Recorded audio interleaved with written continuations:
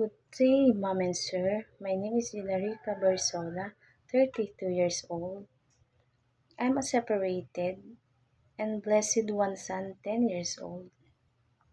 I live in Tulutuging, Camalanyugan, Cagayan Valley, Philippines. I'm a college graduate with a degree of Bachelor of Science in Business Administration, major in Management Accounting.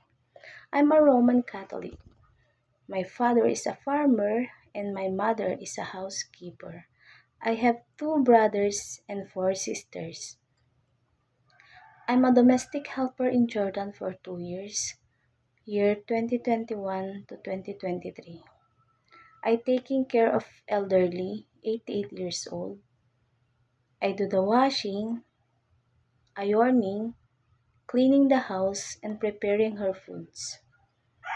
If you choose me as your helper, I will do my duties and responsibilities. I will treat your family as my own family. Take care and God bless. Thank you.